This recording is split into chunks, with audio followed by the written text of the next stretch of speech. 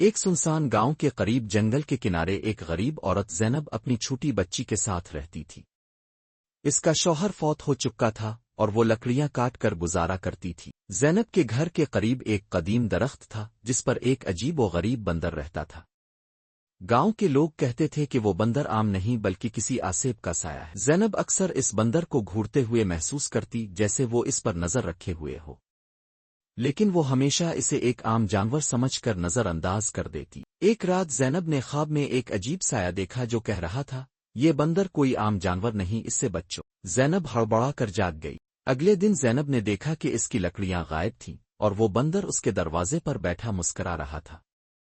اسے لگا کہ یہ محض اتفاق ہے۔ رات کے وقت زینب نے محسوس کیا کہ کوئی دروازہ بجا رہا ہے، لیکن جب کھولا تو باہر کوئی نہیں تھا، بس وہی بندر درخت پر بیٹھا ہوا تھا۔ زینب کے گاؤں میں ایک درویش آیا جو لوگوں کو عجیب و غریب کہانیاں سناتا تھا۔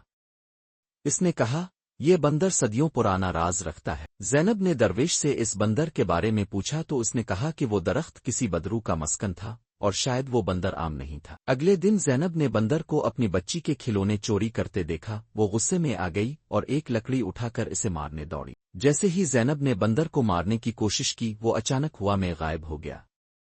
زینب حیران رہ گئی اور کانپنے لگی۔ رات کے وقت زینب کی بچی اچانک غائب ہو گئی۔ زینب پاگلوں کی طرح جنگل میں دوڑنے لگی لیکن ہر طرف اندھیرا تھا۔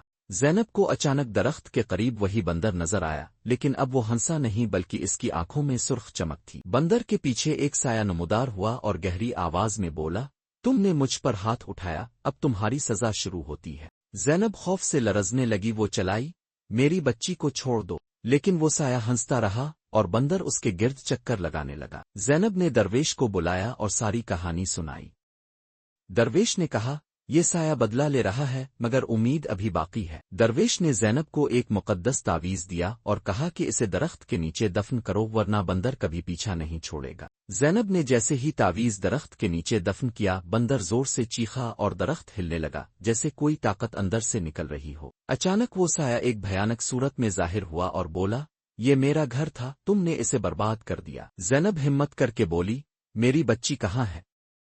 سایہ غصے سے چیخا لیکن درویش نے کچھ ورد کیا جس سے سایہ پیچھے ہٹنے لگا۔ جیسے ہی سایہ کمزور ہونے لگا، بندر زمین پر گر گیا اور اس کی آنکھوں سے آنسو نکل آئے جیسے وہ بھی قید میں تھا۔ بندر کی آنکھوں میں ایک لمحے کے لیے چمک آئی اور اچانک وہ ایک معصوم بچے میں بدل گیا۔ یہ دیکھ کر زینب حیران رہ گئی۔ وہی سایہ چیخا، تم نے میرے جادو کو ختم کر دیا، یہ بچہ ہمیشہ میرے قبضے میں تھا، اور پھر وہ غائب ہو گیا۔ زینب نے اپنی بیٹی کو جنگل میں ایک درخت کے نیچے بے ہوش پایا۔ وہ روتے ہوئے اسے گلے لگا کر گھر لے آئی۔ بچہ جو بندر میں قید تھا درویش کے کہنے پر گاؤں والوں نے اپنے ساتھ رکھ لیا اور وہ ایک عام انسان کی طرح بڑا ہونے لگا۔ زینب کو اب بھی رات کے وقت کبھی کبھی بندر کی آوازیں سنائی دیتی جیسے وہ جنگل میں موجود ہو، لیکن وہ اب محض ایک گونج تھی۔ اگر آپ کو یہ کہانی پسند آئی ہو تو لائک ضرور کریں، اپنی رائے کمنٹس میں دیں اور مزید